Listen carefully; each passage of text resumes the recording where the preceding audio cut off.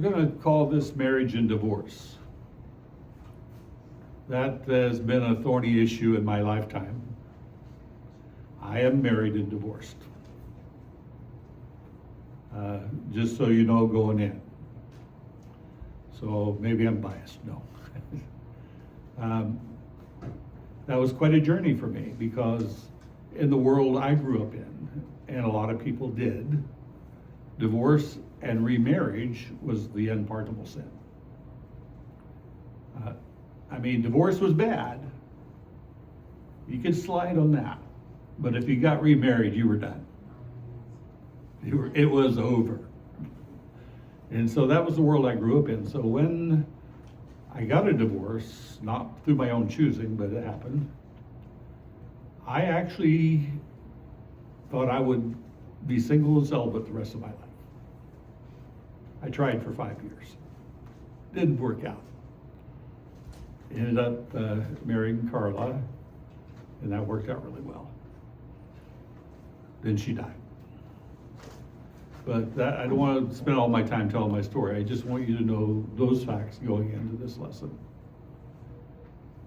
And so marriage and divorce has been a thorny issue within the ranks of the church. This movement, the Church of God, in the early years, you could not be a licensed minister if you'd been divorced or remarried. And the journey from that to today was a long, arduous journey. Finally got to the place that you could have a beginner's license, called exhorters, if you were divorced or remarried, but that you couldn't get. So by this generation, they take it on a case-by-case basis. And you can be fully ordained and sanctioned at all levels. But again, that's not where we want to spend our time. So 1 Corinthians brings up the subject of divorce. So because of that, I want to look at it a little bit this morning. So 1 Corinthians chapter 7, verse 1. Now concerning the things which you wrote to me. Now here Paul is going to answer some questions that have been sent his way from the church in Corinth. And one of the questions was, if I could paraphrase it, is it good for a man to touch a woman? That literally means, is it good to have intimate relationship with a woman? I don't want to get too graphic, but it's talking about intimate relationship within marriage. And as far back as the Corinthian church, there were people who were suggesting that to be really spiritually powerful, you had to be celibate. And that to really have the goods and the power, you had to really abstain all the way across the board. And that's so contrary to God. And the whole foundation of human race depends on marriage. And it's God's plan. So you're literally circumventing God's plan or trying to nullify God's plan if you take that approach. So nevertheless, because of sexual immorality, let each man have his own wife, and let each woman have her own husband.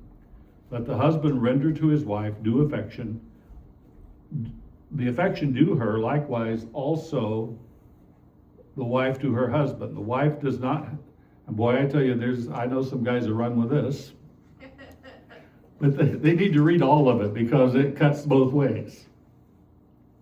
It says the wife does not have authority over her own body. I tell Della all the time, she just laughs at me. So the wife does not have authority over her own body, but the husband does.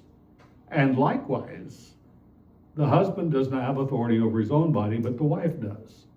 Now, so Paul said that being celibate does not give you a spiritual edge. Now he's going to go on to say some things in here that people have twisted over the years. And it goes on in 2 Corinthians 7:5. Do not deprive one another except with consent for a time, that you may give yourselves to fasting and prayer and come together again, so that Satan does not tempt you because of your lack of self-control. But I say this as a concession, not as a commandment. For I wish that all men were even as myself, but each one has his own gift from God, one in this manner and another in that. So I'm going to try to paraphrase all of that. Paul said, I wish everybody could be like me. Paul was not married at this point. There's some discussion about whether he had ever been married or not. We'll talk about that. But the point is Paul said, I wish everybody didn't have to have the obligation of family, could devote every ounce of their energy to the kingdom. And he said, I wish everybody could be like me, but I'm smart enough to know that ain't going to work. He said, everybody has their gift. If you're gifted to be celibate, that's one thing. If you're not, don't try it. I'm reminded when I read this of, over the years, you see a lot of videos and shows where they have they're doing some really stupid stunts, or they're doing some really difficult task, and they have a disclaimer. Don't try this at home. Leave it for the professionals. I would say that about celibacy. Leave it for the professionals. If you're not gifted for it, don't try it. Sometimes it's thrust upon us outside of our control, but it's not a choice I'm going to make because I'm not gifted for it. I tried it for 5 years. That was a long 5 years.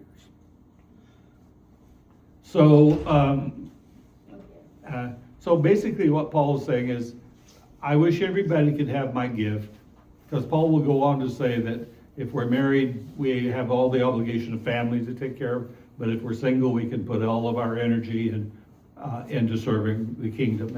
And Paul says that this is the urgent business, is the kingdom.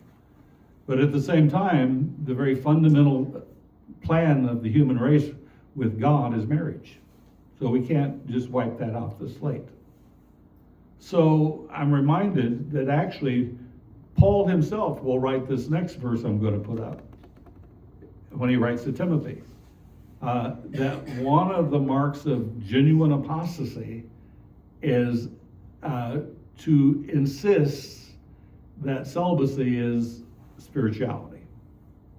Now, the Spirit expressly or distinctly and clearly, unambiguously says that in the latter times, some will depart from the faith, giving heed to deceiving spirits and doctrines of demons, speaking lies and hypocrisy, having their own conscience seared with a hot iron, forbidding to marry. And Paul said that's a mark of apostasy, is a doctrine that says that marriage is a no-go. Now, we could get into that, but we're not. So even Paul acknowledges that forbidding people, saying that marriage is forbidden in the spiritual realm, if you really want to have authority in God. Paul said that's a doctrine of devils. And another interesting thing is I don't believe Peter was the first pope. Let's just assume that he was for a minute. That would mean the first pope was married. If he is. Paul, we'll jump ahead a little bit to 1 Corinthians 9:2. It says, if I'm an apostle to others, yet doubtless, if I'm not an apostle to others. See, again, there were a lot of people challenging Paul's authority as an apostle. In fact, as I mentioned earlier, 2 Corinthians is a book that Paul systematically addresses all the challenges to his apostolic authority. But it says, if I'm not an apostle to others, yet doubtless I am to you, for you are the seal of my apostleship in the Lord. My defense to those who examine me is this: have we no right to eat or drink? Do we have no right to take along a believing wife, as do also who? The other apostles. In other words, the apostles were married. Do we have no right to take along a believing wife, as do also the other apostles, the brothers of the Lord, James and Jude? That's a whole other subject. He did have brothers. and Cephas, Peter. And we know that Jesus healed Peter's mother-in-law. So historical tradition has some tradition has some validity. It's not always perfect. Historical tradition varies, holding that between 8 and 11 of the apostles were married. One tradition says that the apostle John was the only one who did not get married.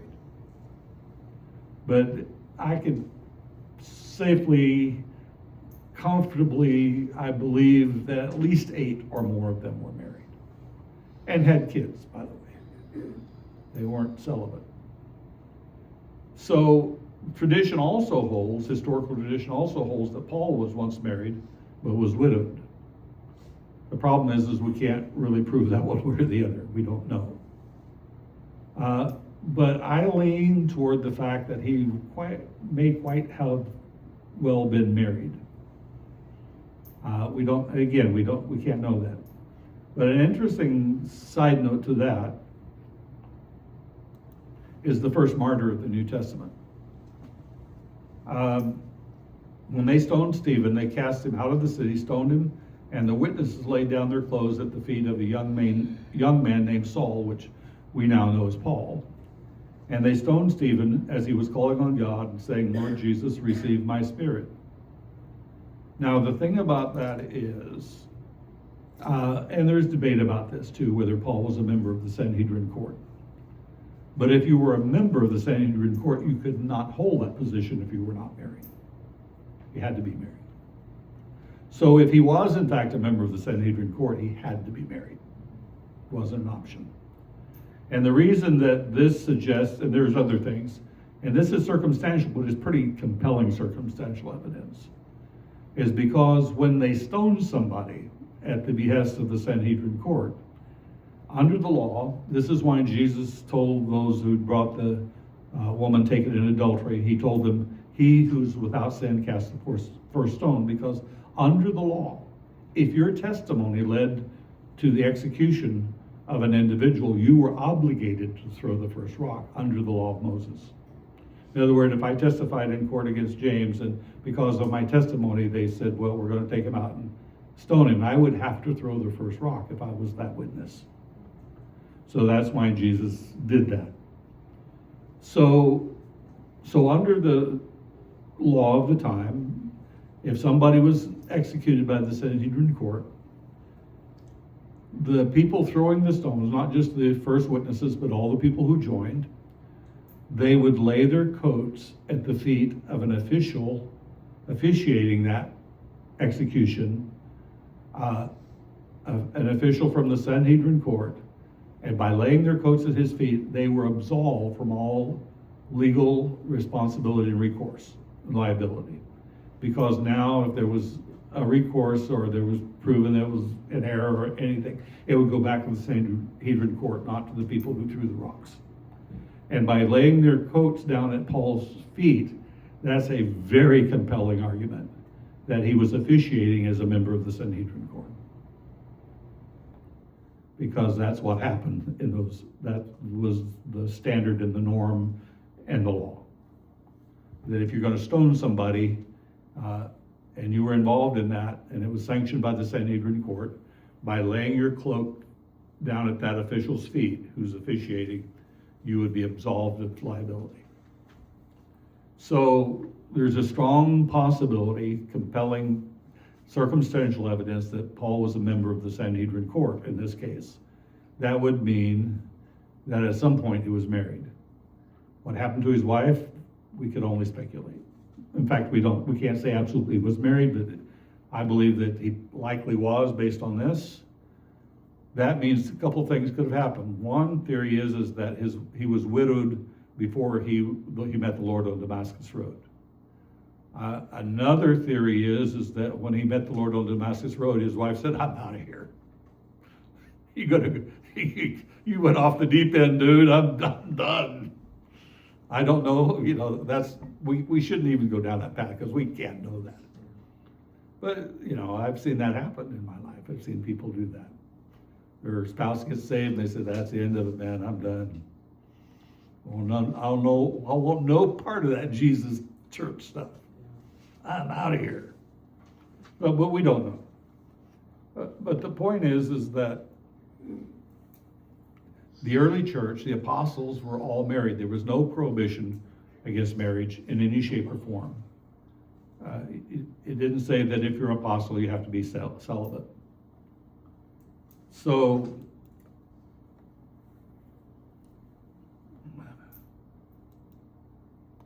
but I say to the unmarried and to the widows, it is good for them if they remain as I am.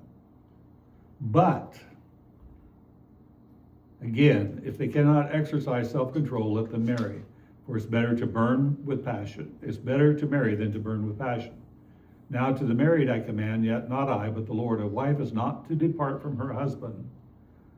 But even if she does depart, let her remain unmarried or be reconciled to her husband. And a husband is not to divorce his wife. So if we stop right there, divorce is over. But it doesn't stop right there. But to the rest I, not the Lord, say, if any brother has a wife who does not believe, and she is willing to live with him, let him not divorce her. And so many times in my life, over the years, I've seen countless marriages where one spouse gets saved, the other one does not. And in many cases, I've seen them have successful, productive marriages and families. And in some cases, I've seen it go south. But he says, here's the story. If you're, as the wife, you're saved and your husband isn't, don't just divorce him on those grounds. If he's willing to hang around, then don't divorce him. And a woman who has a husband who's not believe, if he's willing to live with her, let her not divorce him. For the unbelieving husband is sanctified by the wife, and the unbelieving wife is sanctified by the husband. Otherwise, your children would be unclean, but now are they holy? And that's another whole subject. But if the believer departs, let him depart. A brother or sister is not under bondage. That word depart is an interesting word. I think it's only used 4 or 5 times in the New Testament, Greek. It's the same word that Jesus uses when he talks about marriage and divorce with the Pharisees. And he says, wherefore, speaking of marriage, there are no more two or twain, but one flesh. What therefore God hath joined together, let no man put asunder. It's the same word translated depart. And also in the New King James, what God has joined together, let not man separate. So he's talking about a disillusionment of marriage when he's talking about divorce when he's talking about departing. So it says, but if the unbeliever departs, if they divorce you because you're a Christian,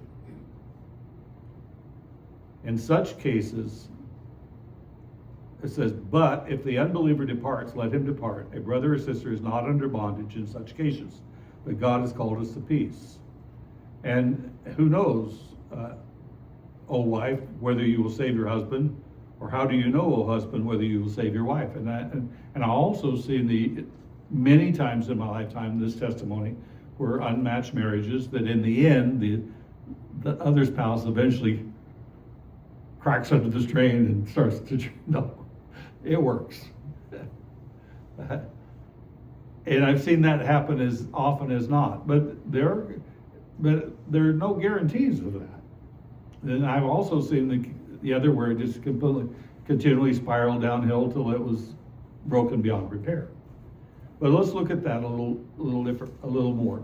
In verse 15 it says, but he says, don't, if you're living together, one married and one saved and one unsaved, don't divorce. But that's a powerful word. That means there's an exception. That means it doesn't always work. And the exception is sanctioned by the Word of God. It says, but if the unbeliever divorces you,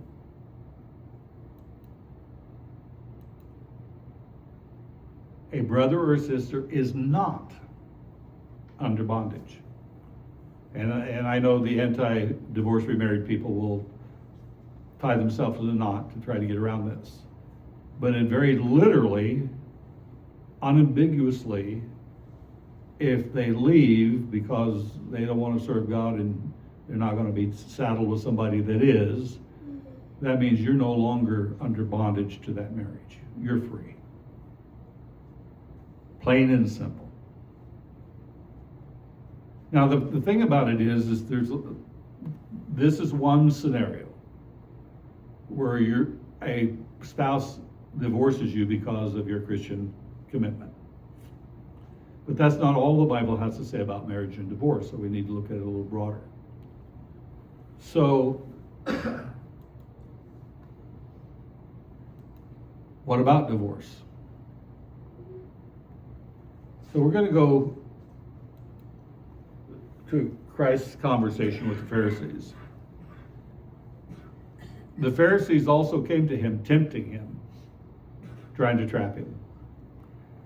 The scribes and Pharisees, Herodians, they all came to Jesus with the hot button issues of their day to try to entangle him, not because they wanted answers, because they wanted him tangled up. They came to him, tempting him, saying to him, "Is it lawful for a man to put away his wife for every cause?" Some versions put variations like this. Is it lawful for a man to put his wife away for any and every reason? And he answered and said to them, "Have you not read, he which made them at the beginning made them male and female, and said, for this cause shall a man leave a father and mother, and shall cleave to his wife, and they two or twain shall be one flesh. Wherefore they're no more twain, but one flesh. Therefore what God hath joined together, let not man put asunder." So everybody, I want to point out a couple things real quick. This is kind of, how can I put it, a difficult subject because it would take some time and a lot of visual aids to really convey it. Dr. Lynn Stone is a professor now at Lee University, our college. He has multiple PhDs, and he is an unbelievable Greek scholar. And we did a whole series under him about this subject. It was very interesting. One of the interesting things about the passages of scriptures that deal with divorce and remarriage in the New Testament is there's no, in the Greek language, there is no verb form of divorce. So when we talk about it and using it like a verb, we have to add all this other language to it to make it work. And sometimes it gets a little convoluted. So as it says that if you divorce and marry another, and whoever marries that divorced woman has commits adultery. If you read it really in the Greek like it is, it says that you join her in her victimhood. You're not an adulterer. But I'm not going to spend a lot of time on that because that's pretty involved. Just say that in the 10 Commandments, 10 times that Jesus talked about divorce, he used both that Greek word for divorce, where it had to be defined with extra language because there's no verb for it. And then there's in the Greek the passive and the active voice, and you have to take that into consideration. But let's look at this. So this question that the Pharisees brought to Jesus, it was based on a controversy that was swirling in that time around the law of divorce that Moses had given. And so the debate was about that expression, uncleanness. And I'm not going to talk about it indirectly. I won't get into it real. That word uncleanliness, the debate was what that meant. There were two main schools of thought in the Jewish community at the time of Christ, and the Jews internally were fighting about this, and so they brought it to Jesus. And that not out of sincerity, but to entangle him in the debate. And so for every cause, if he found some uncleanliness. There were two main schools of thought, Rabbi Hillel and Shammai. You know, we live in a culture of every cause. For whatever, you know, people get married going in feeling like if this don't go well, I'm out of here. But that word uncleanliness is an interesting word. In the King James, that Greek word translated uncleanliness appears 54 times in the Greek text. In the King James, it's translated 51 times as nakedness. So, but we won't go any deeper than that because, yeah, it's a brutal word. But to suggest it means anything other than moral failure is a stretch, even for those Jews. They should have known better. So, this is out of Adam Clark's commentary. I didn't look up when Rabbi Akiba lived, but Rabbi Akiba said if any man saw a woman handsomer than his own wife, he might put his wife away because it said in the law, if she find not favor in his sight.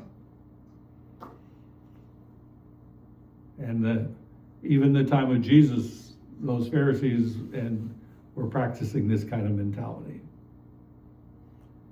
And Josephus, the celebrated Jewish historian, in his life tells us with the utmost coolness and indifference, about this time I put away my wife who had borne me 3 children, not being pleased with her manners. And see, that liberal school of Jewish thought said that if you found anything, if your wife fell out of, you could divorce her for burning the toast.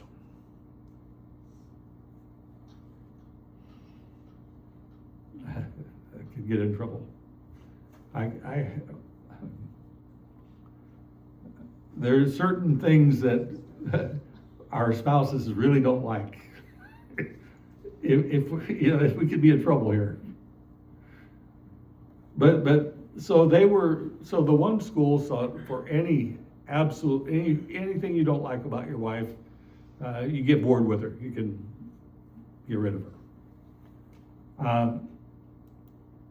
So Matthew 19:7, and they said to him, why did Moses then command to give a writing of divorcement to put her away? And he said unto them, Moses, because of the hardness of your hearts, suffered you to put away your wives, but from the beginning it was not so. And I say to you, whosoever shall put away his wife, except it be. Now here Jesus is directly answering their debate about what uncleanliness means. And he said, Jesus clearly and emphatically says that it's talking about moral failure. That it's directly and specifically talking about moral failure. And he said, whosoever shall put away his wife, except it be for fornication. Now, I remember back in the day that the people who were so hardcore on divorce and remarriage even tried to get around this by saying fornication was very narrow, it only meant incest. And they wrote books about it to prove that point, which is absolutely ludicrous. But they actually wrote books that were being circulated in the church community saying that so they kind of narrowed the only legal excuse for divorce was that, not the broader issue. But the other interesting thing I want to point out, because I had this conversation with my grandmother when I got remarried. And I pointed out to her, because her mentality was, your divorce is bad, you can live with that, just don't get remarried. But I said right there, it says, and shall marry another. It's baked into the cake. It's baked into the cake, remarriage. He says, if you put away your wife, except, there is the exception clause, and he doesn't exclude remarrying. It says in the same breath, and marry another. It's built in. It's part of the process. And here's where that issue in the Greek comes up. And whosoever marrieth her, which is put away.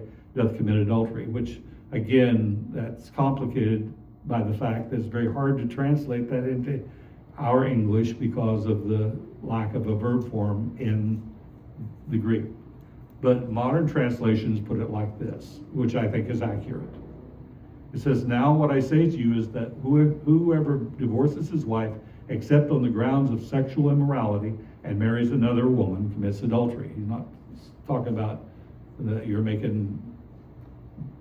I'm not a fan of the Message Bible, but every once in a while it has a, I think they get a little loose with their paraphrasing, to say the least. But every once in a while they have something that kind of captures my attention, because I think this paraphrase really kind of captures the essence of what Jesus is saying. He's saying, it was not so from the beginning, and I'm holding you to the original plan, and hold you liable for adultery if you divorce your faithful wife, then marry someone else. I make an exception in cases where the spouse has committed adultery, and I believe that's legitimate. Paraphrase of that verse. Now, another thing that Dr. Stone pointed out that I'd like to point out, that I'd like to share this with you, is that when I was growing up, my brother had problems, but he was divorced and remarried.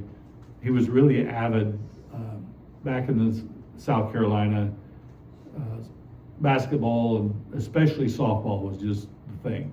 Every church that had more than 10 people had a softball team, and you were part of the church league. Because he was divorced and remarried, they wouldn't let him play on the church league. He was not a happy camper. He was a good ball player and he loved to play ball. But they wouldn't let him play on the church team because he was divorced and remarried. It's a few years ago. Things have changed. But, so what I was, and even my dad, because he's even a generation behind, when I divorced and finally got remarried, he told me one time, I can't remember exactly the exact words, but he told me, that watching my experience was the catalyst for him to change his thinking. He says, having come home to my own house, changed my perspective. And he recognized the legitimacy of my marriage and all of that. But he said it had to happen to me for me to change. Because there was a time, and this is common throughout the church world, where we would accept them maybe as saved, but they couldn't teach Sunday school class, they couldn't be in the choir, they couldn't be on the ball team, they could sit in the pew. And they were kind of like second-class Christians. And what Dr. Stone pointed out was, if you have that attitude, God is a divorcee. So you might have a problem. God is a divorcee. And speaking to Israel, and he considered their idolatry a form of spiritual adultery. And Jeremiah 3:8, he says, God says, and when I saw for all the causes whereby backsliding Israel committed adultery, I had put her away and given her a bill of divorcement. So God is a divorcee. So if you have a problem treating Christians, his point, Dr. Stone's point was, if you're treating divorced and remarried Christians as second-class citizens, what are you going to say to God? Because he's a divorcee too. So the thing about that is, in the King James, this is actually the literal wording of a bill of divorce. When God says, when for all the causes whereby, then they list the reasons why the divorce happened. So he's literally spelling out a legal binding bill of divorcement to Israel. When for all the causes, backsliding Israel committed adultery. He said, my legal ground for giving you this bill of divorcement is your adultery.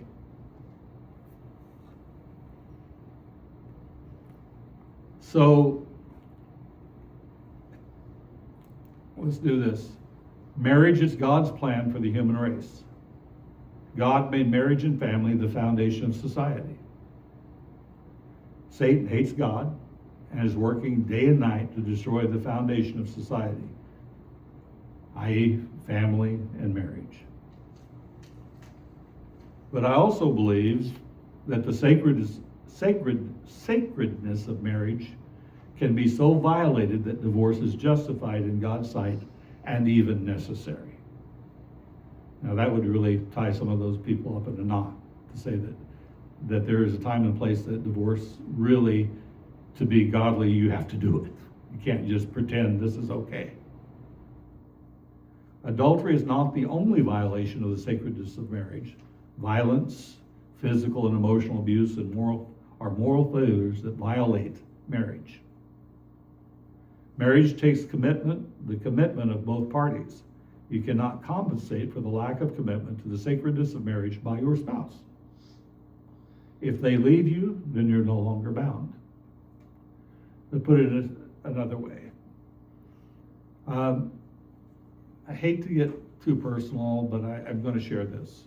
Again, understanding that in my back 50 years ago when I got divorced, that was the ultimate sin. I mean, that was bad. And I had a lot of people in the church tell me so. They were bashful about it.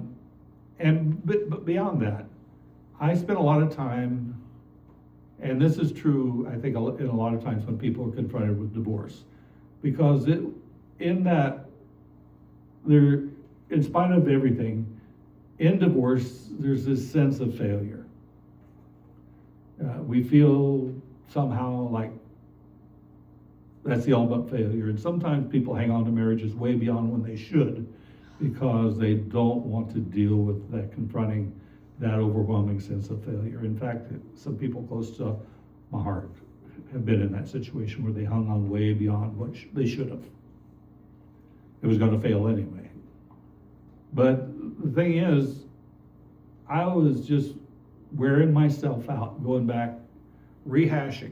Could have I done this different? Maybe if I'd done that, maybe this, and just beating myself up. And it wasn't an audible voice, but as much as any time in my life I ever know, the Spirit spoke to me. I was driving, thinking about all this stuff, and I really believe the Spirit spoke to me. He said, "Tim, your commitment didn't fail, hers did." And what I realized in that moment, the difference between successful marriages and ones that fail is that both parties they don't have any, in other words, the problems of a broken home are usually not any different than the ones who succeed. The difference is the marriages that succeed face the problems with mutual commitment. We're committed to this. We're committed to the process. We're committed to this, to whatever we're dealing with. We're committed to this marriage, and we're going to figure it out. It's not that their problems are any bigger or any uglier, the ones that failed. It's the difference is if one party's commitment is gone, there's nothing you can do on the other side of the fence to fix it. And that goes back to what Paul was talking about. In that case, I don't believe that we're in bondage. We're free. The other thing in that old school of thinking was that if you were divorced and remarried and you recommitted your life to the Lord or got saved, the only way you could really make it is to leave that second wife, which is the most inhumane, wicked kind of thinking I can imagine. You're going to destroy a whole nother set of kids and family, and you can't unscramble the eggs, dude. And that ain't going to fix nothing or nobody. It ain't going to work. So, even when divorce has a biblical cause and is necessary, the collateral damage of divorce is staggering. It's even when it's God's only option, it still is a hurtful thing. It should always be the absolute last resort. In God, we always look first for healing and restoration. However, restoration is not always possible. Regardless of what people tell you, there are situations that can never and will never be restored. Period. So even in a legitimate divorce, children will be affected. The family of the divorcee will be impacted. The local church and family will feel the pain, and those experiencing the pain of divorce will be scarred and emotionally wounded. But I want to try to wrap this up quickly. Divorce is not an unpardonable sin. Even if it's your fault, it's not an unpardonable sin. God can pick up the pieces where you're at, and you can go on successfully in life. God still loves us and will receive us if we come to Him with a repentant heart. So done. The church has a twofold mission regarding family, and we're going to wrap this up here. Hosea was our example there. Yeah. So we're going to wrap this up. The church has a twofold mission regarding family. One is to promote, strengthen, and protect the sanctity of family and marriage. And two, to be a place of comfort, healing, refuge, and acceptance for those who have experienced the devastation of broken, dysfunctional, and destroyed families. Those two things are our mission. On one hand, we want to protect God's sacred blessing and mandate for marriage and its sanctity. On the other hand, when sin and life has wrecked a family, we want to make sure they know they're loved, safe, and secure, and accepted in our family. That's our mission, Brother James.